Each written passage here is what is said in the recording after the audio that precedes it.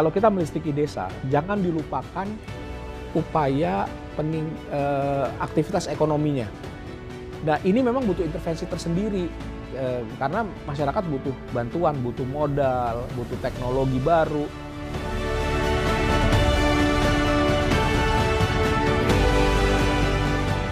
Ketika hujan nih biasanya kan angin kenceng tuh. Nah, di situ juga tetap ada daya yang masuk gitu, yang untuk diproduksi dan bisa disimpan oleh baterai, sehingga bisa dikatakan tidak ada putus daya. Jadi ketika musim penghujan gitu kan, itu tetap juga bisa memproduksi daya listrik dengan maksimal. Alhamdulillah sih kan bisa pakai freezer gitu ya, bisa buat bikin es lilin, es batu, terus buat apa namanya es minuman itu yang teh gelas itu buat anak-anak ngaji, kadang-kadang buat yang lewat yang pada mancing gitu. Alhamdulillah.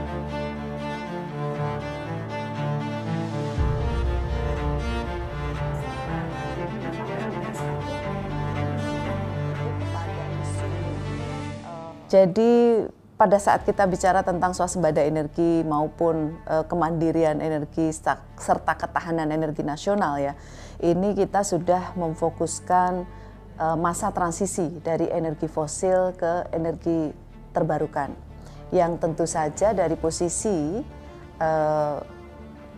tinggi emisi menjadi rendah emisi dan ke depan menjadi tidak beremisi atau net zero emission.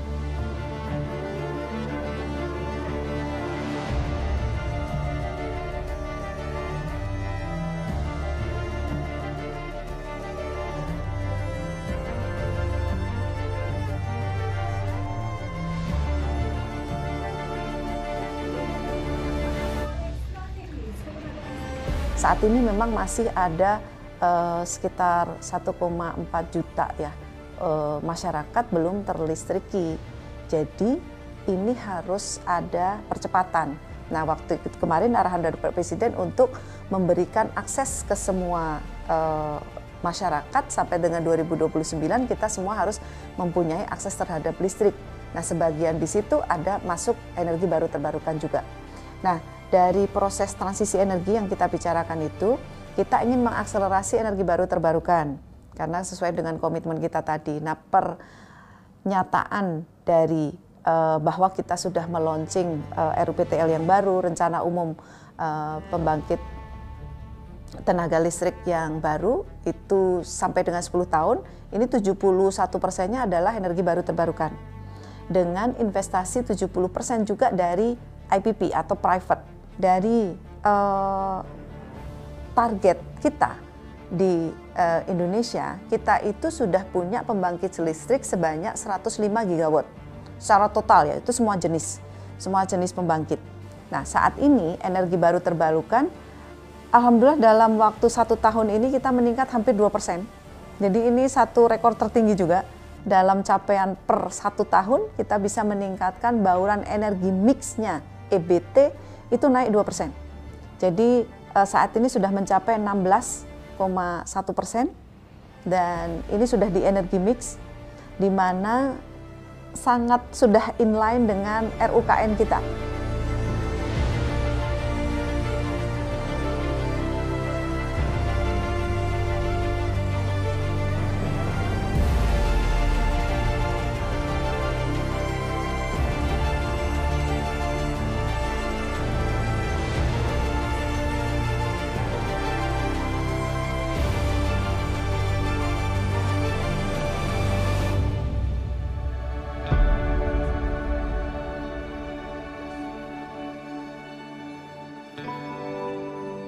Sampai saat ini kami sudah memiliki berbagai macam desa energi berdikari yang sumber energinya didasarkan dari karakteristik desanya masing-masing. Jadi ini menyesuaikan juga dengan program pemerintah swasembada energi. Jadi program desa energi berdikari kalau kita konsolidasi gitu ya, kalau kita compile, setiap tahunnya itu berhasil menurunkan emisi hampir 730.000 ton CO2 ekuivalen atau setara.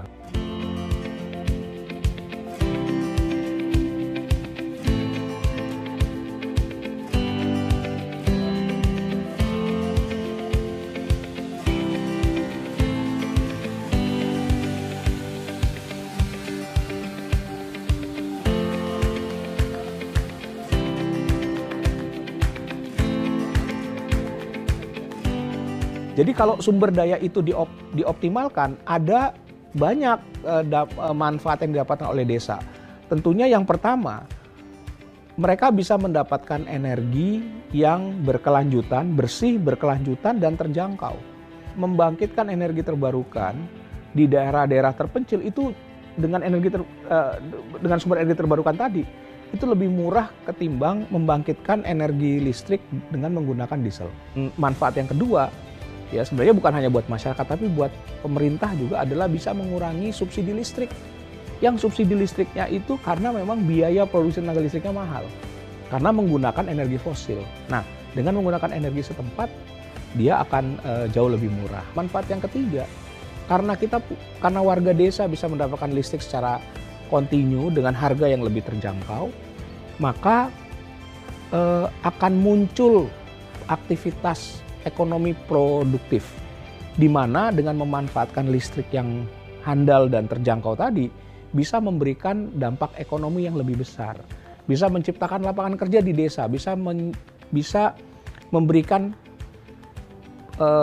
pendapatan bagi warga desa. Nah, belum lagi manfaat-manfaat lain yang bisa kita lihat, misalkan ya mungkin tidak banyak jarang dilihat, tapi kalau kita punya akses listrik yang baik, proses belajar mengajar di desa-desa, ya biasanya di situ ada sekolah minimum SD, itu bisa lebih baik.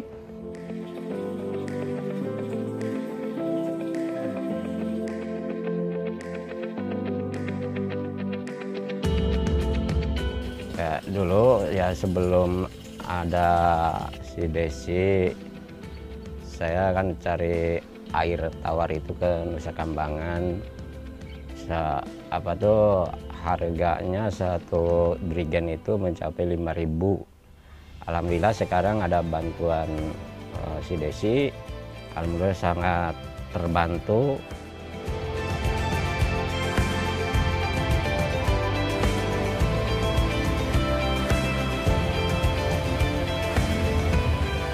Yang dulu kita tidak mempunyai fasilitas air bersih, sehingga kita harus ngambil sendiri ke Nusa Kambangan yang jaraknya sekitar 7 km. Yang mana risikonya juga luar biasa, tidak sedikit juga masyarakat yang kecelakaan perahunya terbalik.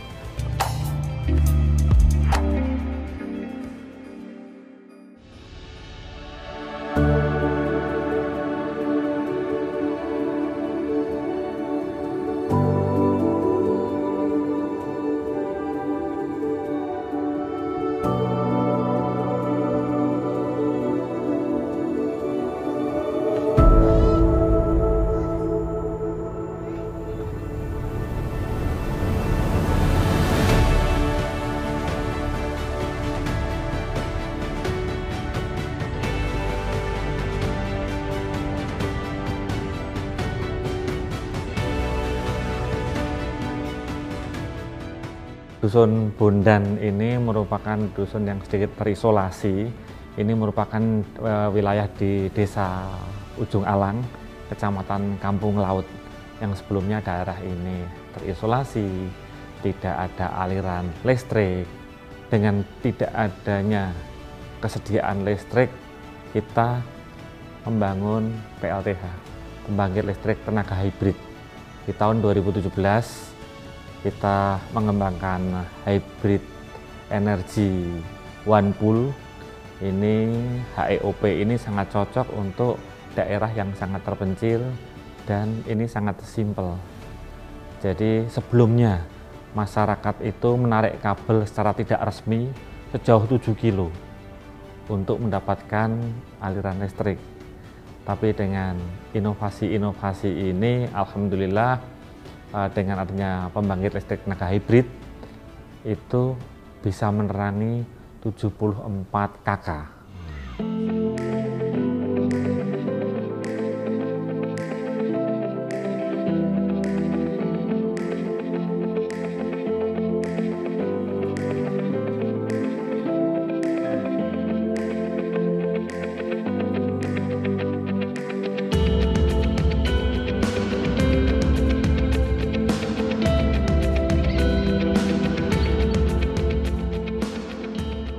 Kalau untuk konsep PLTH ini, pembangkit listrik tenaga hibrid ya, kenapa kita berpadukan dengan kincir angin ya? Karena kan di sini memang potensi panas juga bagus ya. Terus potensi angin juga karena kan kita pesisir ya, itu juga sangat bagus. Nah, mana sehingga kalau memang selama ini kita hanya mengandalkan dari panel suryanya saja, sehingga ketika malam hari ataupun ketika musim cuaca buruk hujan terus, itu tidak ada daya untuk pengecasan, untuk dikonsumsi oleh baterai. Dengan adanya konsep hibrid, adanya kincir angin itu, jadi ketika hujan nih biasanya kan angin kenceng tuh. Nah, di situ juga tetap ada daya yang masuk gitu, yang untuk diproduksi dan bisa disimpan oleh baterai, sehingga bisa dikatakan tidak ada putus daya.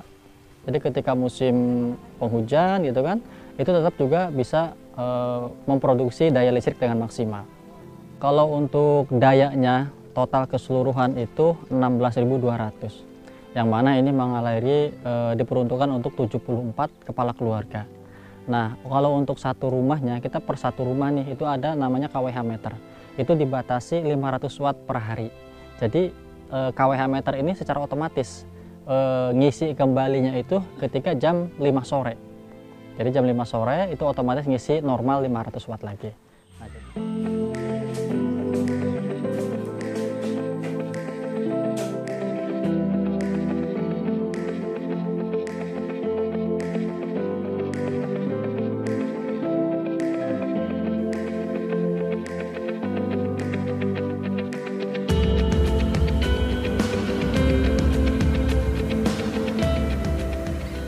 yang dulu kita tidak mempunyai fasilitas air bersih, sehingga kita harus ngambil sendiri ke Nusa Kambangan yang jaraknya sekitar 7 km, yang mana risikonya juga luar biasa. Tidak sedikit juga masyarakat yang kecelakaan, perahunya terbalik. Air tambak kalau saya bilang gitu kan, diolah ke sebuah sistem penyulingan, kalau bahasa saya itu penyulingan ya, itu bisa menghasilkan air yang sangat jernih dan bahkan layak untuk dikonsumsi, itu seperti itu. Kalau untuk produksinya itu per jam kurang lebih sekitar 240 liter per jam. Nah, kalau untuk kebutuhan seharinya bisa sampai 1 atau 2 toren hasil produksinya. Kalau untuk kebutuhan masyarakatnya ya rata-rata masyarakat bisa 4 atau sampai 6 jerigen per hari.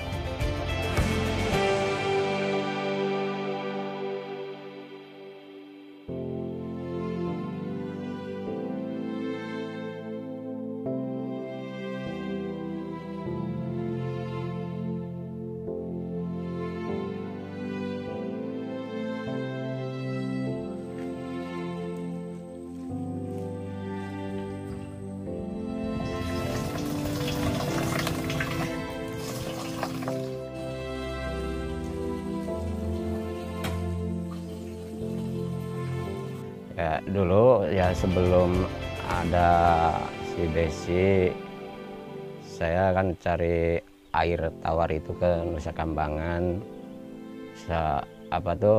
Harganya satu drigen itu mencapai 5.000. Alhamdulillah sekarang ada bantuan si Desi.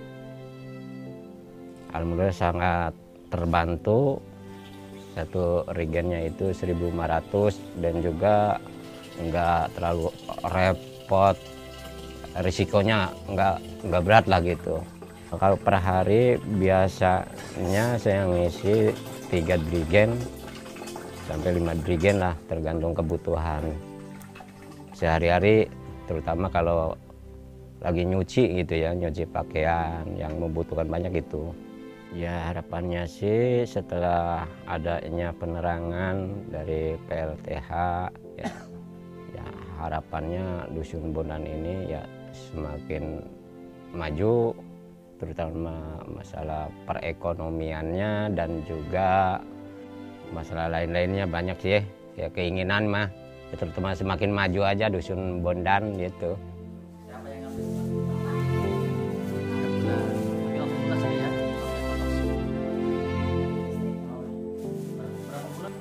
Di Dusun Bondan itu ada istilahnya koperasi, sehingga untuk mengaktifkan freezer gitu kan, itu kan untuk menyimpan ikan, itu alhamdulillah sangat membantu sekali.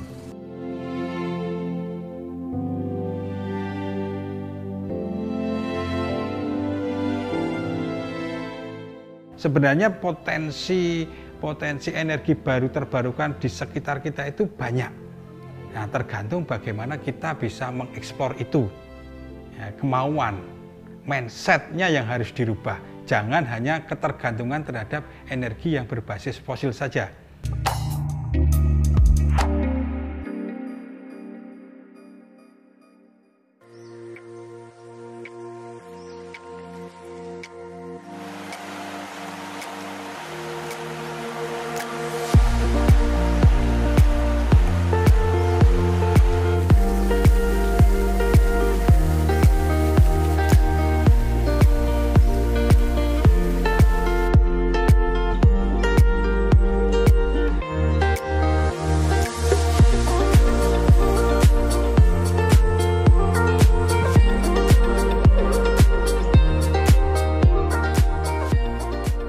Selain sebagai penerangan, ini juga bisa untuk menggerakkan aerator di sini.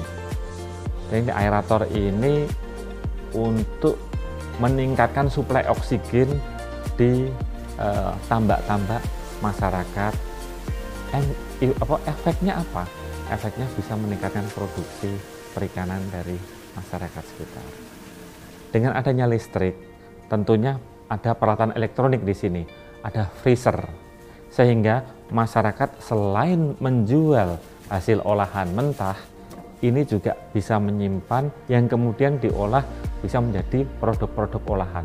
Jadi manfaatnya selain menjual produk mentah, kita juga bisa menjual produk-produk olahan yang nilai ekonomisnya lebih tinggi dibanding sebelumnya yang hanya penjualan produk-produk mentah.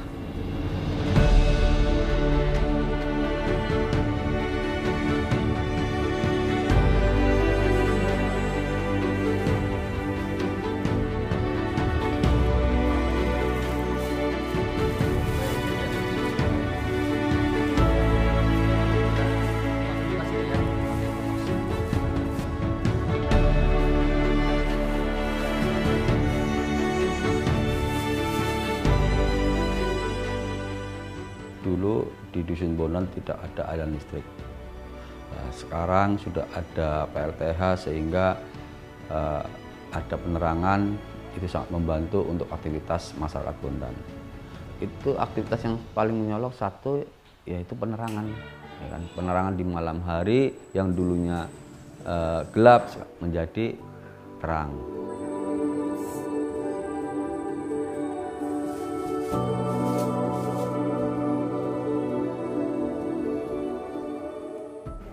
Di Dusun Bondan itu ada istilahnya koperasi, sehingga untuk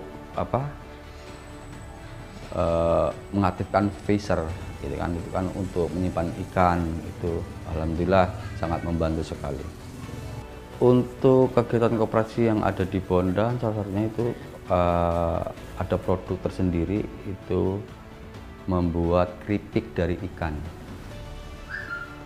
Keripik dari ikan, juga banyak yang lain kayak pepesan gitu kan.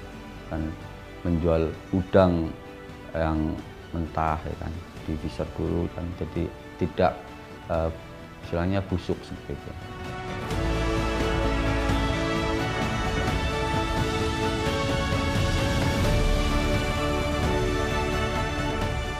Nama saya Ibu Ani, tinggal di Dusun Bondan, Kecamatan Kampung Laut, Kabupaten Cilacap. Pekerjaan sehari-hari saya ibu rumah tangga dan buka warung. usaha buka warung.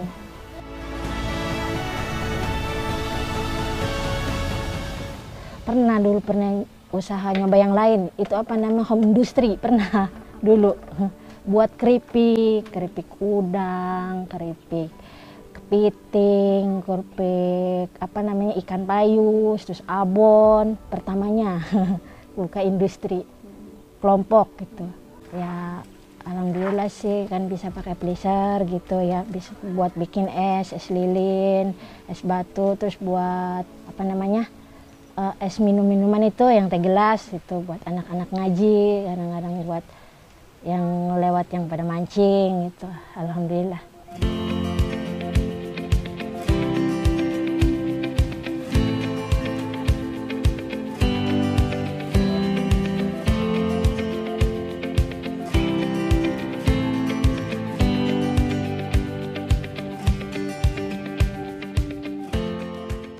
Sebenarnya potensi energi baru terbarukan di sekitar kita itu banyak. Nah, tergantung bagaimana kita bisa mengeksplor itu. Ya, kemauan, mindsetnya yang harus dirubah. Jangan hanya ketergantungan terhadap energi yang berbasis fosil saja. BBM, gas LPG, itu sumber-sumber energi yang berbasis fosil yang lama-kelamaan memang ketersediaannya semakin menipis. Ketergantungan terhadap energi fosil itu yang harus dikurangi. Energi yang dipakai pasti energi yang ramah lingkungan. Yang kedua, dengan dimanfaatkan sendiri berbasis yang ada di sekitar sendiri, energinya pasti lebih murah. Multiplier efeknya sebenarnya juga ada juga, ya kan? Untuk daerah-daerah yang tadinya belum ada aliran listrik, tadinya sulit distribusi gas, dengan adanya itu otomatis ekonomi tingkat lokalnya bisa bergerak. Dengan adanya listrik, mereka bisa membuka usaha. Dengan adanya substitusi gas tadi, ongkos produksi untuk penggunaan gas bisa turun.